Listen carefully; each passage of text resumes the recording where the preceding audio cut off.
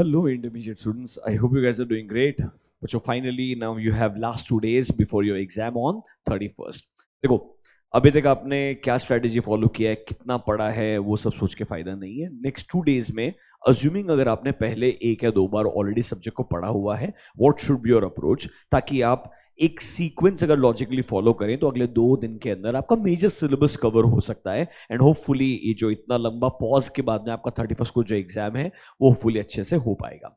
तो assuming you will start tomorrow morning, I have divided the day into 2 parts कि आपको कल के फर्स्ट हाफ में क्या चैप्टर्स पे फोकस करना चाहिए, कल के सेकेंड हाफ में क्या फोकस करना चाहिए, and then again on 30th आपका फर्स्ट हाफ में क्या कवरेज होगा और सेकेंड हाफ में क्या कवरेज होगा. उसके लिए एक सिंपल सा अप्रोच बनाया है. Tomorrow in the first half I would request start immediately with chapter number 1 and 2. 1 बहुत सिंपल सा है, इंट्रोडक्शन टू ऑडिट वाला पार्ट रहेगा, इंट्रोडक्शन टू अदर स्टैंडर्ड्स वाला पार्ट रहेगा. अभी तक आप बढ़िया से रिवाइज कर चुके रहेंगे. इंपॉर्टेंट चीजें फटाफट से एक बार रिवाइज करना. Then move to chapter number 2 that focuses on your SA 300. वो आपने डिटेल में बढ़िया से पढ़ना चाहिए बिकॉज वहां से ऑलमोस्ट हर पेपर के अंदर 2 क्वेश्चन देखने को मिलते हैं. They can be both descriptive questions और it can be 1 descriptive and 1 MCQ based question हो सकता है. After that I would say go to chapter number 6 essay 230. बहुत सिंपल सा डॉक्यूमेंटेशन वाला चैप्टर है, बट एक क्वेश्चन ऑलमोस्ट हर अटेम्प्ट के अंदर डॉक्यूमेंटेशन से आता है, इसलिए आपने चैप्टर 6 को कवर करना चाहिए.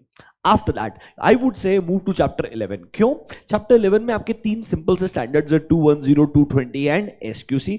एंड कुछ सिंपल से कॉन्सेप्ट्स है like your threats to independence क्या होते हैं, फिर उसके लिए सेफगार्ड्स क्या हैं, professional scepticism as a concept क्या एग्जिस्ट करता है, फंडामेंटल प्रिंसिपल्स क्या हैं, वो सब चीजें हैं. आराम से मेरे हिसाब से बिफोर द लंच ब्रेक और assuming you start early in the morning, if you start little late, by the snacks time that is till 4 o'clock ideally आपका ये 4 चैप्टर का कवरेज होना चाहिए. That will give you confidence on 25 to 30 marks. Once this part is done, I would say take a decent amount of break and then focus on next 3 set of chapters. इसमें सबसे पहले ideally आप मुझे पूछेंगे तो आपका chapter number 7 शुरू करना चाहिए, जिसमें 560, 570, 580 बढ़िया से कवर कर लो. एक क्वेश्चन ऑलमोस्ट इन तीनों स्टैंडर्ड्स में से एक में पूछा जाता है. Then you go to 260 and 265. दोनों को साथ साथ में कवर करने का ट्राई करोगे. कम्युनिकेशन रिलेटेड स्टैंडर्ड्स है, इजीली कवर हो जाएंगे. एंड देन थोड़ा बहुत टाइम 450 पे डिवोट करके फिर आप चैप्टर नंबर 8 जो ऑडिट रिपोर्ट वाला पार्ट चैप्टर है वहां आ सकते हो. ऑडिट रिपोर्ट वाला चैप्टर कल के लिए मैंने लास्ट में रखा है बिकॉज ऑलमोस्ट हर स्टूडेंट को 700 सीरीज डिटेल में 2-4 बार पढ़ ली होती है. तो आपके लिए कंपेरेटिवली 700 सीरीज पढ़ना क्या रहेगा, फास्ट रहेगा. So according to me in the end even if you feel little sleepy, do try to cover all 700 series का स्टैंडर्ड्स. उसके बाद में डिपेंडिंग अपॉन योर सिनेरियो कि फॉर एग्जांपल अगर आप 2-3 घंटे पुल कर सकते हो अपने आप को, तो आई वुड से चैप्टर 4 के अंदर जो इंपॉर्टेंट स्टैंडर्ड्स है लाइक 500, 501 एंड ऑल, ये आपने शुरू कर देना चाहिए. अगर लेट्स से डिफिकल्ट होता है तो नेक्स्ट डे अर्ली मॉर्निंग आपने चैप्टर 4 का जो बचा हुआ पार्ट है वो कवर करना चाहिए. उसके बाद में नेक्स्ट डे फर्स्ट हाफ में you have to start with chapter number 5 without any doubt. Obviously 5 को हमने मैराथन में डिटेल में कवर भी किया था. कुछ इंपॉर्टेंट लिस्ट ऑफ क्वेश्चंस भी आपको दी के रखे हैं मैंने. इंपॉर्टेंट टॉपिक्स जो कवर करने चाहिए वो भी आपको लिस्ट बना करके दिया हुआ है, वो आपने रेफर करना चाहिए. वो सारे क्वेश्चंस, वो इंपॉर्टेंट सारे टॉपिक्स डेफिनेटली कवर करना चैप्टर नंबर 5 से.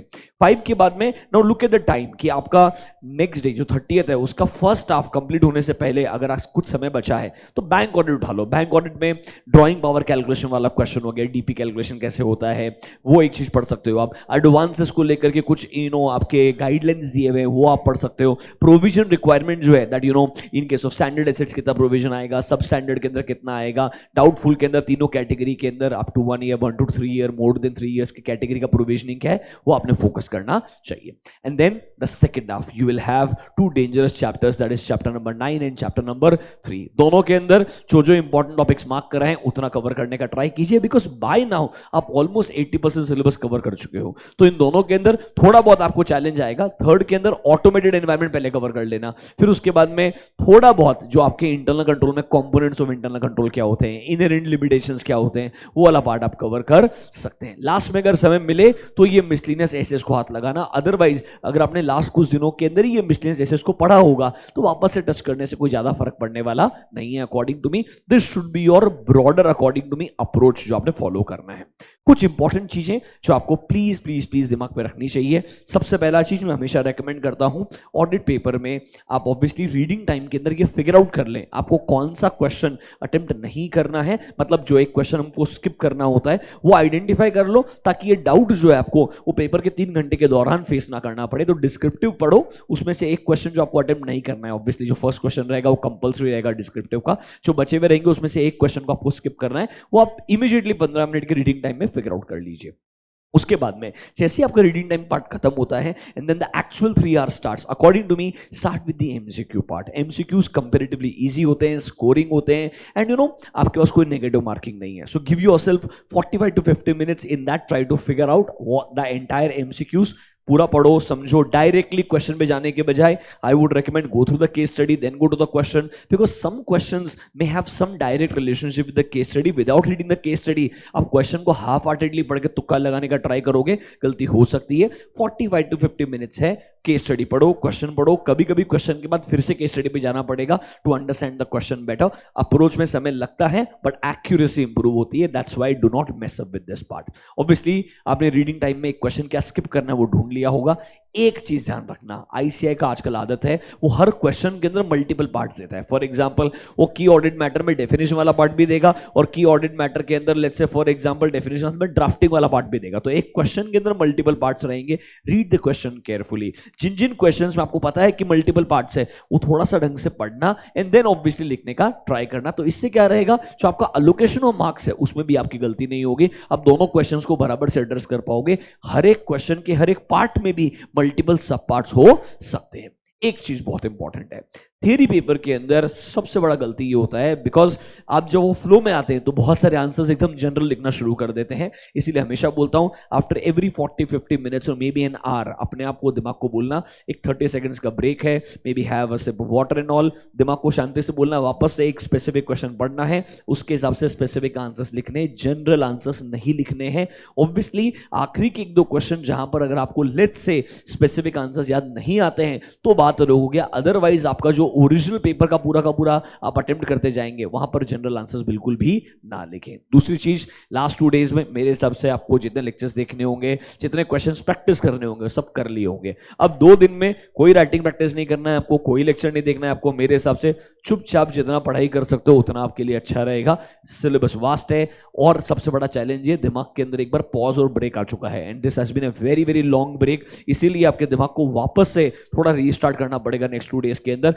थोड़ा सा अपने आप को बहुत पीसफुली बोलना पड़ेगा बार बार, even if things are difficult I have to finish this off, there is no other option. कुछ सोचने की जरूरत नहीं है, दिमाग लगाना नहीं है। 2 दिन चुपचाप जितना सिलेबस कवर कर सकते हो उतना अच्छा होगा। एंड ऑब्वियसली एक चैलेंज हमेशा रहता है कि सर पूरा सिलेबस कवर होगा क्या। लास्ट 2 दिन के अंदर भी हो सकता है 100% कवरेज नहीं होगा, बट जो मेजर पार्ट है cover all chapters, but in each chapter try to focus on all important topics, that is always the best way, ताकि एमसीक्यू में भी आप कोई चीज को कंप्लीटली मिस आउट ना करें। According to me it will be all great, all the very best to you guys. I didn't want to waste lot of time, so मेरे हिसाब से एक शॉर्ट 7 to 8 मिनट्स के अंदर आपको बेसिक अप्रोच दे दिया गया है। All the best and I am sure you all will do well. Thank you guys, bye bye.